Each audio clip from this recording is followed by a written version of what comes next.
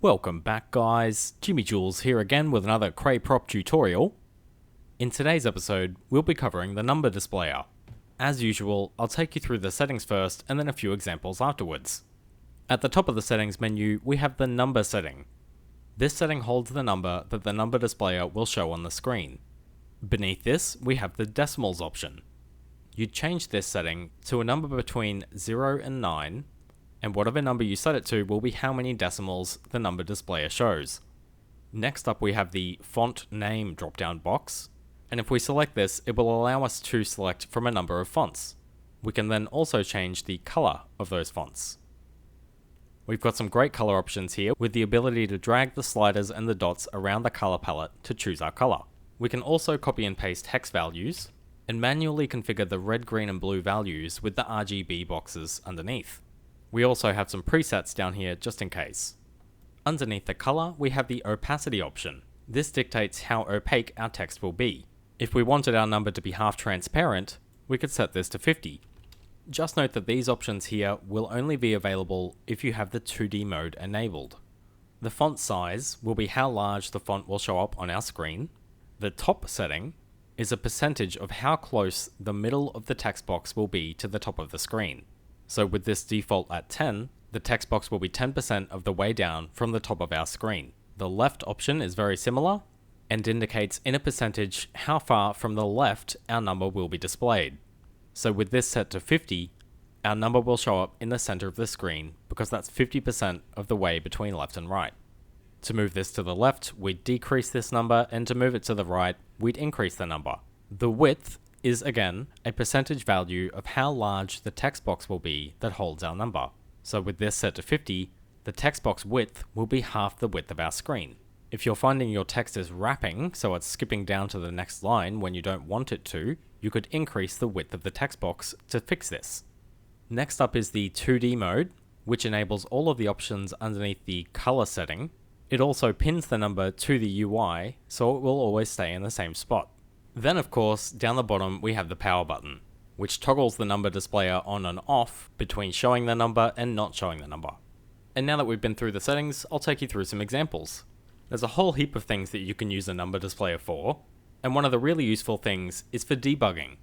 I'll take you through some gameplay examples as well, but hopefully this will help you to figure out where the signals are going wrong if you're having trouble in your game. I've got a basic setup here that's just using calculators to manipulate for inputs. If you have a few numbers that you're doing calculations with, and one of them only updates in play mode like a variable, once you're in play mode you won't be able to see what's going on inside the prop's values. If you find something not working, it may be difficult to figure out what's going on without a number displayer. We can use the number displayer to show us our signals when we're in play mode, so we can figure out whereabouts our prop setup is going wrong.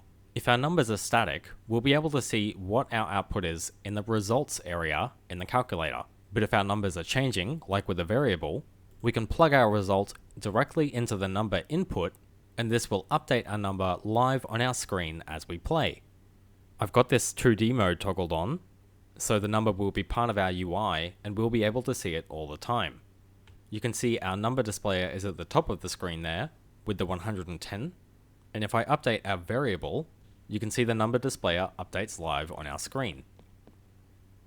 So what's a more practical example of debugging? I've got a setup here with 5 crystals, and a calculator here to check when I have collected 5 crystals. So when the current crystals count is equal to 5. This calculator is then plugged into a signal converter to turn on the light. So basically once I've collected these 5 crystals, it should activate the light. So we're in play mode now, let's go and collect our 5 crystals. And the light didn't turn on. Now we don't have a number displayer on our screen, so there's no real indication as to what's gone wrong here. If we turn on our number displayer, which is currently set to show the number of crystals that we've collected, we'll try that again. This number displayer is just under our health bar up the top left. You can see it currently shows 0. So let's collect our 5 crystals again. So it's only updated to 1, so that's our problem. Rather than the variable counting each crystal that we collect, it's just being updated to 1. So what can cause this? Our variable is only being changed by the pickup. So if we dig into the pickup box, we can see our variable modifier. If we open this up, we can see that it's set to set our crystals variable to 1. This isn't quite what we want to add 1 each time we collect a crystal. Now with that variable modifier setting changed, let's collect our crystals again and watch the count up the top left. You can see that it now correctly adds up to 5 as we collect the crystals, and the light turns on. So that's just one way we can use our number displayer to help debug in our games. For the next example, I've got a bit of a user interface set up. This user interface tells us how many crystals we have collected out of the total. You can see we have 10 crystals here, and as we collect them, the user interface updates live and tells us how many crystals we have collected. To get this set up, I've used a combination of a couple of text displayers and number displayers. This variable modifier is just getting the number of crystals that we've collected and sending that into our number displayer, and I've lined up the rest of the text and the number displayers in such a way that it looks like it forms a sentence. So if we've collected 3 crystals, this would say 3 out of 10 crystals collected. I've got these all at the same top setting so that they're all on the same line in the UI. All I've done is increased the left setting on each of them to further move the center of the text boxes to the right side of the screen. This is a great way to show progress through your game, so the player knows where they're up to along your quest. The final setup that I have to show for you today is a live in-game stat system. Let's say, for example, you are making a shooting game or a fighting game. You could count the number of shots fired and also count the number of shots that hit the target, and you can work out a basic stat system for the player.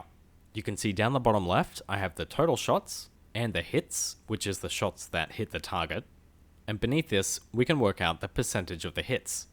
If I simulate a hit, you can see that we fired a shot with the total shots count, and that shot hit the target, so our percentage of hits is 100%. If I simulate a miss now, you can see that our percentage dropped down to 50 because we've now fired 2 shots and only 1 of them has hit. We can keep adding more shots and hits and it will work out the percentage live for us. So how does this one work? I've got a couple of input triggers just to simulate a shot and a hit. These input triggers also activate lights so that I can visually see whether it was a hit or a miss. The variable modifiers that are activated by the input triggers are modifying the fired and the hits variables. All these are doing is just counting how many times we've fired and how many times we've hit an enemy.